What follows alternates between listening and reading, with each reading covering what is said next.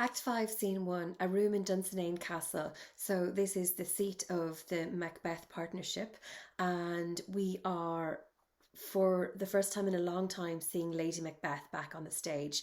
So we haven't seen her since the middle of Act 3, and since then the talk really has been about the Reign of Terror, about how the Scottish Thanes are going to try and reclaim Scotland, and Macbeth's obsession with the apparitions and the witches, etc. So Lady Macbeth has completely disappeared from the stage in both a psychological sense and a physical sense, because there really hasn't been space for her, in the play, which is a very, very important dramatic technique that Shakespeare uses, because when she does come back, we're very, very curious about how she has changed. She is greatly altered from the strong and one-minded woman that we knew in Act 2 and in Act 3. She is greatly, greatly changed, and that is why we're looking at like a before and after shot is very, very important. This is a fundamental scene for knowing the character of Lady Macbeth and understanding the theme of blood and the theme of irony. Now, I noted some in Act 2 and Act 3, I noted certain times when there would be ironic things coming down the track, and this is where they come into play. So Lady Macbeth is sleepwalking in this scene, and she is being observed by her gentlewoman or her nurse and a doctor of physic, who are relative strangers to her. I mean, like, her husband, importantly, is not with her. The partnership would seem to have completely dissolved. So first of all, enters the doctor of physic and a waiting woman. The doctor says, "I have 2 nights watched with you, but can perceive no truth in your report. When was it she last walked?" And the gentlewoman says, "Since His Majesty went into the field, I have seen her rise from her bed, throw her nightgown upon her, unlock her closet, take forth paper, fold it, write upon it, read it, afterwards seal it, and again return to bed. Yet all this while in a most fast sleep." So Lady Macbeth is sleepwalking. She's entirely disturbed by whatever what they have done, and it's coming out in her sleep. She is absolutely tortured by what they've done. The doctor says, "A great perturbation in nature, to receive at once the benefit of sleep and do the effects of watching. In this slumbery agitation, besides her walking and other actual performances, what, at any time, have you heard her say?" Gentlewoman says, "That, sir, which I will not report after her." So I'm not going to disclose what I've heard her say. And the doctor says, "Well, you may to me, and 'tis most meet you should. It's appropriate that you should tell me." And the gentlewoman says, "Neither to you nor anyone, having no witness to confirm my speech." And at that moment enters Lady Macbeth. And she's carrying a taper, a thin candle. "Lo you, here she comes, and this is her very guise, and upon my life, fast asleep. Observe her, and stand close." The doctor says, "How came she by that light?" The gentlewoman says, "Why, it stood by her. She has light by her continually. 'Tis her command."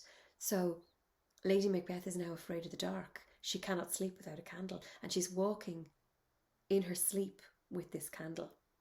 The doctor says, "You see her eyes are wide open." The gentlewoman, "Aye, but their sense are shut." And the doctor, "What is this she does now? Look how she rubs her hands." Now, of course, rubbing your hands is always a sign of agitation and anxiety, so this is obviously setting the scene for her to speak. The gentlewoman says, "It is an accustomed action with her to seem thus, washing her hands. I have known her continue in this for a quarter of an hour." And finally, Lady Macbeth speaks. Pretty much everything Lady Macbeth says in this scene is important for highlighting and learning or adding to an essay. "Yet here's a spot." So there's a spot of blood on her hand. So she thinks, so she sees. And the doctor says, "Hark, she speaks. I will set down what comes from her to satisfy my remembrance the more strongly." She says again, "Out, damned spot, out, I say. 1, 2, and why, 'tis time to do't. Hell is murky." So she's totally haunted. She thinks there are spots of blood all over her hand, and she's talking about hell being murky, and she can't wipe the blood clean from her hands. I spoke of irony at the beginning of the scene. You will recall vividly how she chastised her husband for being shocked by the blood of Duncan on his own hands. A little water clears us of this deed. She when she came back from smearing the daggers, she said, "My hands are of your colour, but I shame to wear a heart so white." And now here she is, sleepwalking, obsessed with the tiniest speck of blood which doesn't even exist. "Fie, my lord, fie, a soldier and afeard. What would we need fear, knows it, when none can call our power to account?" So she's saying there, like, we're untouchable. We're king and queen now. We're untouchable. Yet, who would have thought the old man to have so much blood in him? So here she is talking about how King Duncan had so much blood. And I remarked upon it at the time. She was forced to go back and to deliver the daggers and to smear the chamberlains, because Macbeth didn't do that part of the plan. He was supposed to do it all, like kill Duncan, use the blood to smear the guards, but in fact he lost his nerve, or he forgot himself, and he came back with the daggers. So it's really, really important that she had to go back to bear witness to that crime, and now of course she's totally haunted by it. Who would have thought the old man would have so much blood in him? And you'll also recall that she said at the time, "I would have done it. Had he not resembled my father, I'd have done it." So there's that there was always that chink of humanity, like, if he hadn't looked so much like my dad, I would have done it myself. And the doctor says, "Do you remark that?" And Lady Macbeth again, "The Thane of Fife had a wife. Where is she now?" So she's tortured there also by the fact that the Thane of Fife, who is Lady Macduff, has been murdered. And like, none of those murders were at Lady Macbeth's command. These were all solo acts planned and orchestrated by her husband. The only time they were ever a partnership was when they were plotting to kill Duncan to become King and Queen of Scotland. Since then, Macbeth has descended into pure tyranny, and she has descended into madness. And she here is quite clearly mad. "Where is she now? What will these hands never be clean?" So she says, "Will these hands never be clean? I'll never be able to get the water off these hands." Again, the irony, looking back on Act 2, where Macbeth is saying all great Neptune's oceans could not clean this hand. She's saying the same thing now, like, I'll never be able to clean my hands. "No more of that, my lord, no more of that. You mar all this with your starting."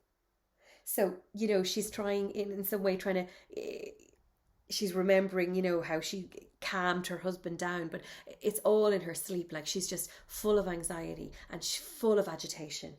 The doctor says, go to, you have known what you should not." So he says to the gentlewoman, you're seeing things you definitely shouldn't be seeing.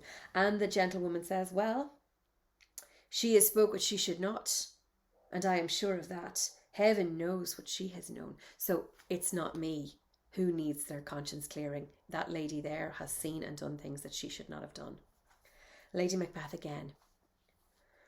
"Here's the smell of blood still. All the perfumes of Arabia would not sweeten this little hand. Oh, oh, oh." So she's completely obsessed with the smell of the blood, the iron in the blood. She can smell it. And the perfumes of Arabia would not sweeten this little hand. So, she's come a long way from telling her husband, "A little water clears us of this deed." The irony now is that there is no washing the blood from their hands. No washing of it, because they committed an unholy act in planning, plotting and murdering the King of Scotland, and they are paying for it now. She has lost her husband. She has lost her great partnership. He's no longer with her. He's on the battlefield. He is consorting with witches. He has established a reign of terror, and she is not in his partnership. She's not in his frame of mind at all. The doctor says, "What sigh is here? The heart is sorely charged."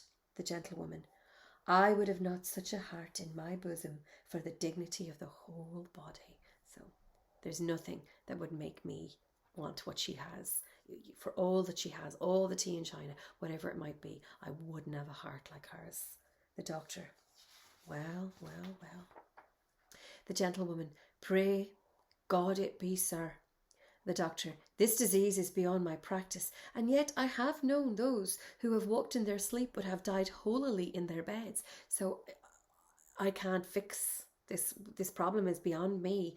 Even though I have known people who sleepwalk, but have died holily in their beds. This woman is her crime, or her the the pain in her chest is not something I can fix. And Lady Macbeth says, wash your hands, put on your nightgown, look not so pale. I tell you again, Banquo is buried. He cannot come out of the grave. So, is trying to establish control even in this moment. Well, in her sleep, she's replaying everything, wash your hands, put on your nightgown, but at the same time, the spot out, damn spot out, I say, will these hands never be clean? She's utterly haunted by what she's done. Even so. And Lady Macbeth, to bed, there's a knocking at the gate. Come, give me your hand. What's done cannot be undone. To bed. And she frantically exits the scene. And the doctor says, will she go to bed now? And the gentlewoman says, directly. And the doctor says, foul whisperings are abroad. Unnatural deeds do breed unnatural trouble. Infected minds to their deaf pillows will discharge their secrets. More needs she, the divine, than the physician. So it's forgiveness from God she needs, not medical help. God, forgive us all. Look after her. Remove her the means of all annoyance, and still keep eyes upon her. So watch over her. So good night. My mind she has mated, and amazed my sight. I think, but dare not speak. So the doctor is floored by what he has seen. He knows that this woman here is more in need of spiritual help than medical help, and the gentlewoman has to agree. Good night, doctor. So it's really, really important in this scene to compare and contrast this Lady Macbeth to the Lady Macbeth we see in the aftermath of the murder. The way she mocks and chastises her husband. She doesn't give him 1 minute to try and get over the crime. She just says, let's get on with it. Let's get on our nightgowns. Let's wash our hands and pretend that we are asleep in case we're called witness to this. And now, of course, it's all playing out in her mind, and she's completely plagued by what she has done. So the theme of blood runs through this, very, very important. And also, I suppose, a very important part of the disintegration of the partnership, because she was his partner of greatness. And now she walks the stage alone. Her husband is not with her. She's surrounded by relative strangers, and she is utterly plagued by what she has done.